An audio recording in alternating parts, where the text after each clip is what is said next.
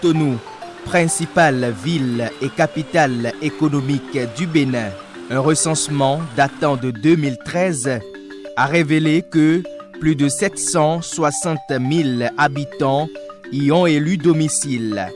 Ces habitants, constitués en une véritable population riche aussi en diversité de culture et d'origine, ont pour la plupart recours aux conducteurs de taxi-ville pour leurs différents déplacements. Ces hommes pour qui la conduite sur nos voies n'a plus aucun secret. En 1990, le besoin de rendre ce secteur, ce métier plus organisé et structuré a abouti à la création de l'Octavic Bénin, organisation des conducteurs de taxi-ville des communes du Bénin.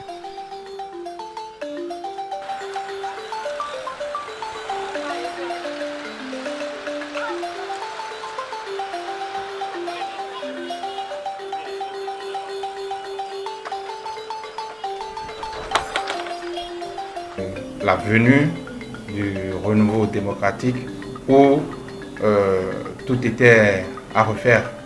Donc, pour ne pas se voir laissés dans la société, ils se sont mis ensemble et ils ont créé cette organisation-là, Octavic Bénin. L'Octavic en 1990 est un signe véritable d'un renouveau dans ce secteur également. L'objectif principal du début se résumait en la défense des intérêts des pratiquants de ce métier. Dans les années 90, à peine les conducteurs de taxi-ville arrivaient à se reposer. La clientèle était galopante et l'on s'en réjouissait. Pierre, 61 ans, conduit depuis 30 ans. J'ai beaucoup réalisé des choses dans taxi-ville. J'avais 4 enfants et je les ai nourris et scolarisés jusqu'à aller à l'université. 3 ans d'études à l'université, ils ont fini les 3 ans et prennent leur licence. Et là où je suis, j'ai pu aménager aussi. Cependant, les difficultés inhérentes à ce secteur d'activité qui se meurt sont légion. Pour mieux en savoir, nous avons pris place dans le véhicule de Télésphore qui, lui, conduit depuis 1998. Aujourd'hui, maintenant, les difficultés que nous racontons, c'est qu'aujourd'hui, il n'y a pas même les clients.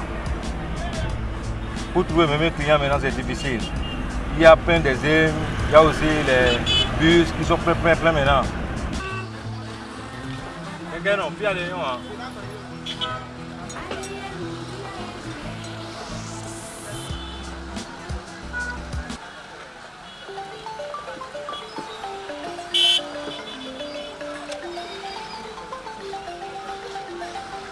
Dans cet environnement farouchement concurrentiel, l'Octavic Bénin a de nouvelles orientations avec d'ambitieuses visions. Désormais, l'Octavic Bénin, pour accompagner l'ère du numérique, est devenue une organisation numérisée. Nous disposons désormais de notre site internet. Nous sommes sur les réseaux sociaux. Nous communiquons beaucoup. Il y a aujourd'hui la communication qui est de mise pour l'Octavic Bénin afin de donner plus de visibilité. Hier, c'était juste la défense des intérêts. Ça s'arrêtait là. L'organisation n'est pas connue sur le plan national en tant que tel et sur le plan international, n'en parlons pas. Mis à part ça, nous avons également noué des partenariats aujourd'hui, des relations avec d'autres institutions, d'autres sociétés, d'autres entreprises, afin de jumeler les efforts, afin d'apprendre plus. Nous avons également aujourd'hui, on a ajouté aux défenses des intérêts des conducteurs, nous avons ajouté la formation et la sensibilisation. Les choses ont changé et c'est maintenant que, avec les séances d'éducation, de formation et les communications présentées, on fait des syndiqués, des membres sûrs qui n'ont plus en idée fuit le syndicat. Depuis son installation en octobre 2018, la nouvelle équipe directrice de l'Octavic Bénin, ayant à sa tête Abraham Gouakounou, ne ménage aucun effort pour convivialiser le transport urbain. L'équipe vise le renforcement de la sécurité des biens et des personnes à travers l'organisation d'un recensement de tous les conducteurs de taxi-ville.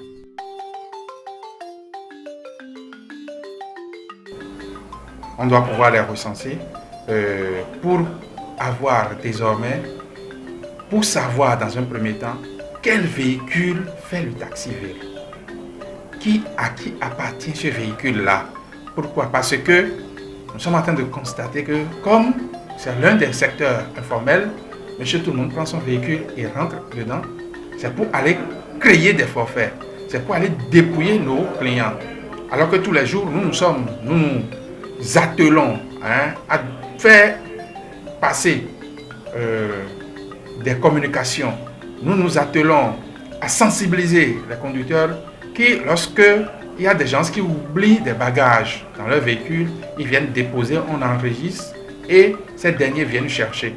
Alors que d'autres, ils sortent les véhicules, c'est pour voler les clients, c'est pour faire du mal aux clients, les dépouiller aussi. Donc, nous allons faire un recensement national, nous allons aviser le ministère de l'Intérieur.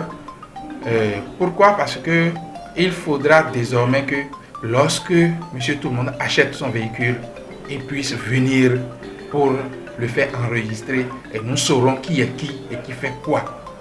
Pendant ce temps, des propriétaires de véhicules sont déçus par la mauvaise foi de certains conducteurs.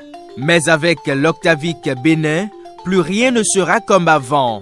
L'organisation, qui compte à ce jour plus de 3000 adhérents, se dit prête à récupérer des véhicules qu'elle confiera à des conducteurs de bonne moralité avec une marge d'intérêt bien bénéfique à tous les contractants. Beaucoup de personnes ont été déçues d'investir dans le transport urbain. C'est l'opportunité. Ils doivent savoir aujourd'hui désormais que ce serait mieux pour eux et pour nous, parce que nous voudrions que la corporation, l'activité existe dans le temps, demeure dans le temps. Alors, nous sommes là pour eux, ces propriétaires-là, ces entrepreneurs-là qui voient qu'il faut investir. Ils ont la possibilité, sinon ils veulent investir dans le transport urbain. Ils viennent, on s'entend, on s'assoit, on discute et nous les aidons à recouvrir intégralement leur investissement, plus une marge bénéficiaire. Par le passé, les professionnels du transport urbain ne disposaient pas de sièges.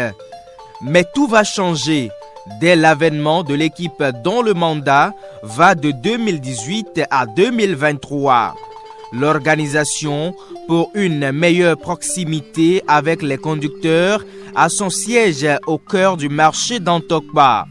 En dehors de quelques cas de bavure policière, la collaboration entre policiers et conducteurs de taxi-ville est en parfaite santé.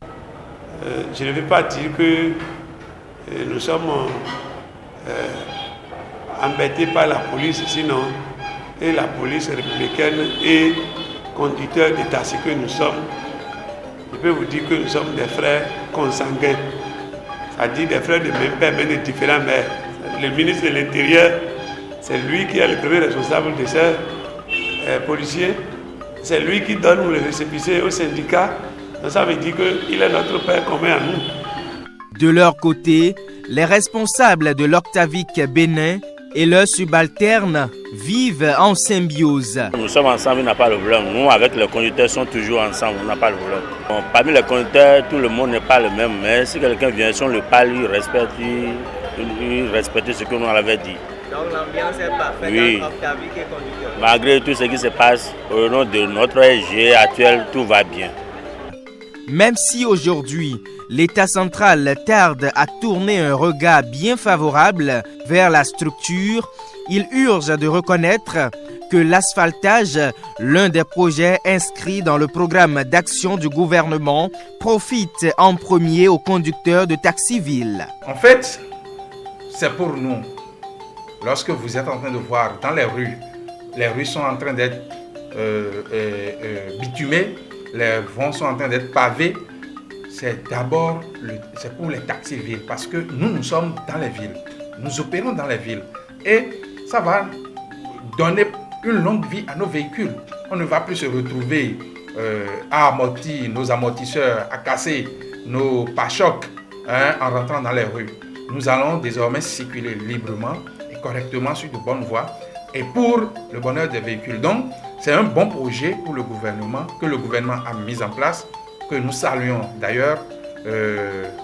Surtout, nous disons merci au président de la République. L'organisation des conducteurs de taxi-villes des communes du Bénin s'engage à lutter afin que ne meure ce secteur d'activité qui sauve beaucoup de personnes des emprises du chômage.